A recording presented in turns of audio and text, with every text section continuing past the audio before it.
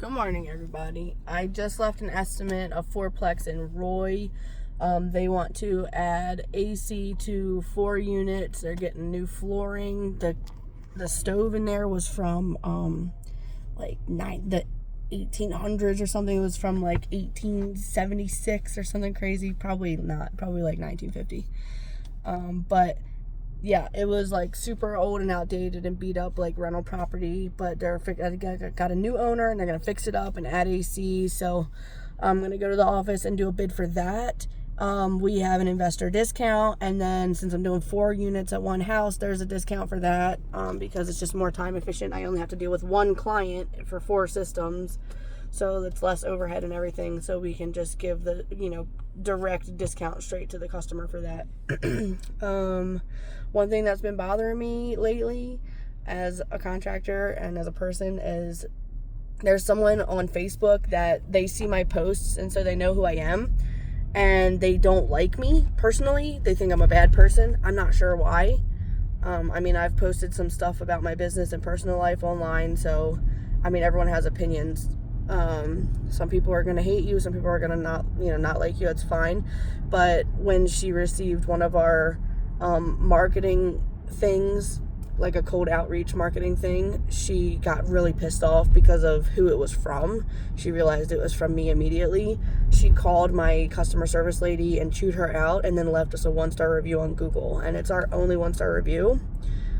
And so we're just reporting it, because it's clearly not related to our service, and it's against Google's policy to leave a review for someone that hasn't used your service. So there's that. I'm also working with someone in our community to do a mediation between me and her, because she's also a business owner, and I feel like us business owners need to stick together and work through our issues and not try and hurt each other, because business is hard enough with customers constantly attacking us anyway. So there's that. And then I reach out to her occasionally, every couple weeks, try and call her and just see if we can come up with a plan to help her feel better to get that review taken down. So there's that. Because we're all 5-star reviews. We do have 1 4-star review. I get it. It's okay to have 1-star reviews. It makes you look like a real company. But I want to earn my 1-star reviews, to be honest with you. And I feel like that one I didn't really earn. The business didn't really earn it, just because you don't like me personally. So there's that. That's what's on my mind today. So I just won another job yesterday. We're doing a furnace and AC at a house in Riverton. The lady is having a Chapter 13 bankruptcy, and she's getting money from the church. The bishop's giving her money to get the furnace part of it, and so she has to come up with the AC part of it. So we're working on her financing for her, and it's just a sticky situation, but we ended up getting it done. And so it just makes me really happy that, and proud of myself, because what I went through last year was a lot of people going through tough times that are not approved for air conditioning and heating jobs, but they need it, obviously, because we live in Utah and it's hot and it's cold and it's extreme temperatures. And I was able to learn about financing for home services in a way that made it so these tools were available for us as a company.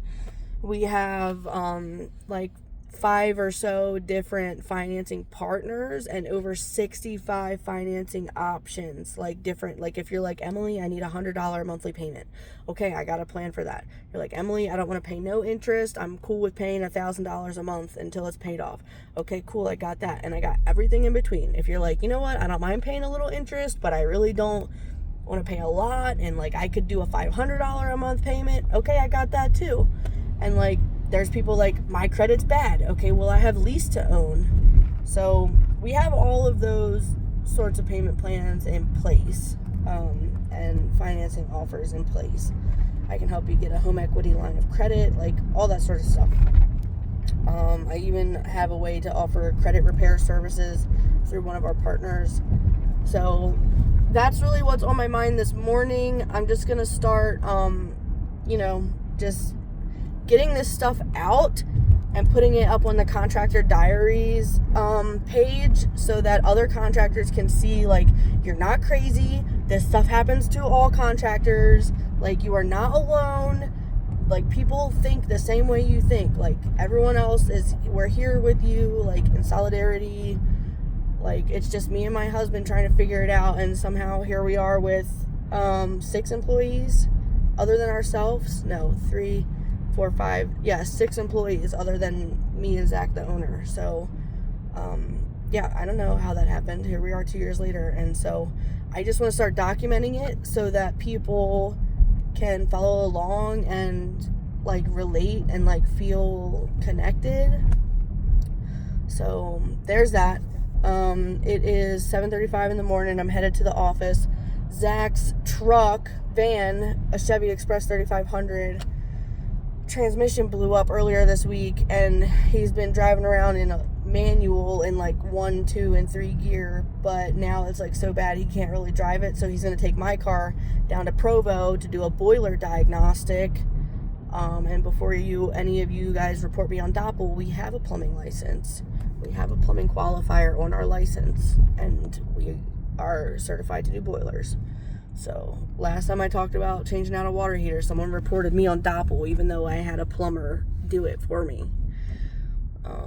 Yeah, so I have to figure out how to get the Doppel citation taken off because it was, like, incorrectly put on me, just because someone from Facebook was, like, jealous or something and reported me. But I have all the receipts and documentation to prove that, like, I didn't break the law at all, or the Doppel code or whatever it's called. So I have to figure out how to take a Doppel citation off. But yeah, so that's it. We picked out a vehicle that we want. It's $50,000 from Jerry Signer. It's a van that has a shelf, a partition, and a ladder rack already. It's brand new. And I'm like, hey, I want to do this. Like, we're ready to pull the trigger. I just need, like, the leasing options. And he's like, oh, yeah, GMC doesn't do leasing options on this model. And I'm like, dude, you got to be serious. Like, you got to be, like, kidding me. Like, you can't be serious right now. I spent all day yesterday, literally, like, 5 hours searching for vans. I had a spreadsheet of 10 vans, used the new options, and me and Zach weighed the pros and cons of each one. We compared them all. We decided, okay, we're going to go with this one. And then he's like, yeah, you can't lease it. So now I have to figure out financing today. That's my big job for the day, is to figure out financing, which is difficult as a small business owner. Not sure how you guys structured your business, but I started this business with no plan and no savings and no capital. And so when you start a business, things cost money that you don't expect. Like, you think, oh yeah, like, we'll pay for gas and we'll pay for insurance, and so we just need to make this certain amount of money. But as soon as you try and start growing, if you make any mistakes, or like any of the investments you make don't give you a return, like a marketing agency, for example, you give them $16,000 in a month and you get 0 jobs back, and you do that 4 times to varying degrees of investment, yeah, you end up burning through, like, your money pretty quickly. And so on my personal credit, I've used my personal credit cards to fund some of that stuff. And then Zach has 2 vehicles in his name on his personal credit, 2 work vans. And then we have 1 van on our business credit.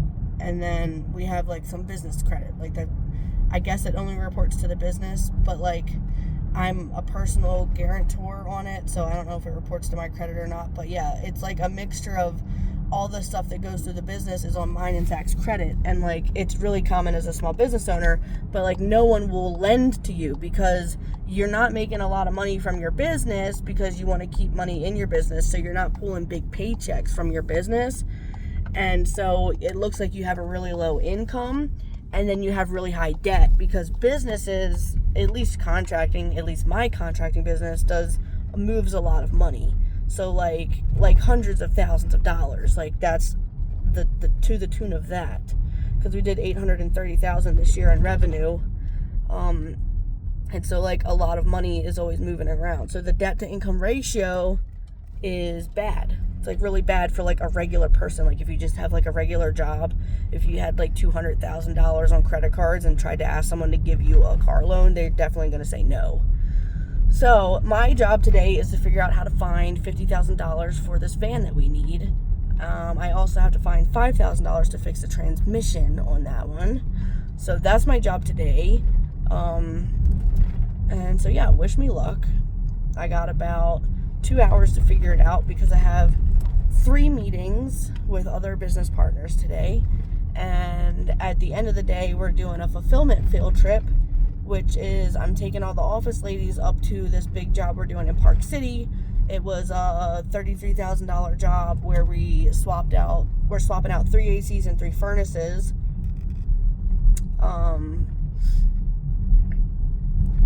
Home warranty declined the claim for the AC, so they supplied the furnaces, but the homeowner had to come out of pocket $33,000, which is a pretty good deal for that area and for what they're getting, actually.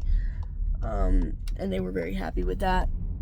But we created a new checklist for installs so that we have less callbacks. So we're going to go up there today and we're going to do a training on the checklist for installs and make sure we're doing all the little stuff that sometimes gets forgotten, especially when you're doing a house that has 3 systems.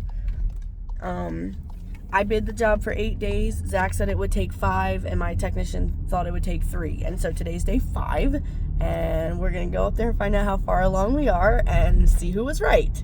And since we're at day 5, if we're done today, then Zach was right. But if we're not, then I was right.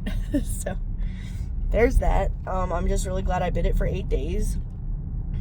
And so I'm not stressing out.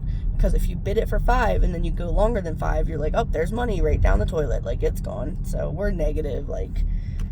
So it's really important to bid your jobs correctly, so that you have enough to cover callbacks and stuff. So just in case.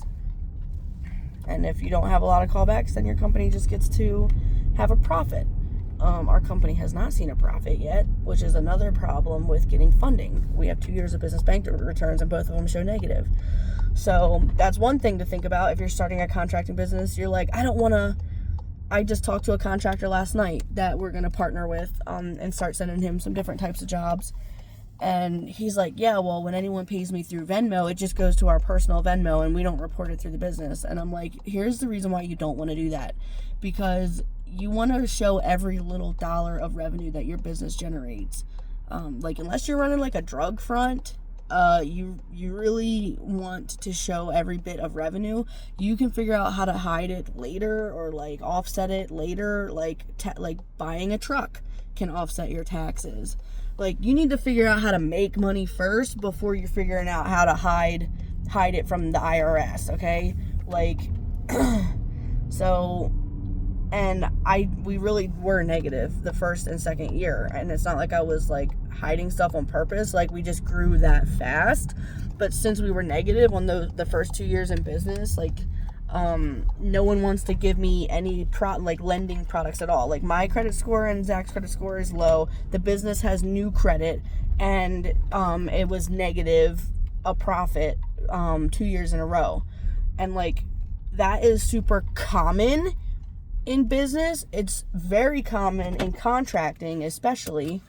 And this is why contractors go out of business, is because they underbid jobs. They undercut and underbid to win the job, but when you undercut and underbid for so long, you end up not making a profit, and then you owe too much money, you're not making enough money, and you're stuck in this loop of just accepting any job you can get and keep lowering the price just to get more people to say yes, and you end up going out of business. And that is what happens to contractors. And so if you're thinking in your head, that won't happen to me, I'll do it different. It does. Once you're in it, dude, and you wake up every day and you're like, how am I going to put food on the table, and how am I going to make sure my employees get payroll? And you're sitting at the table with someone getting ready to sell them a furnace, and they're like, oh, well, Any Hour quoted it for $7,000. You're like, yeah, I can do it for 6. Let's start tomorrow. And you should have sold it for 8. So just be mindful of that. That's how it goes. And Yep, so that's what was on my mind. Now I'm going into the office. I'm going to calculate the square footage for this furnace because I couldn't open the furnace to get the model number because my tools were in my car, but we took them out because my dad came to visit. And yep, so I have to look it up on Zillow, the square footage, and calculate the CFM and the BTUs and everything, and the tonnage of the AC units, and then quote it to them. And then Zach's coming to get my car. So, have a good day.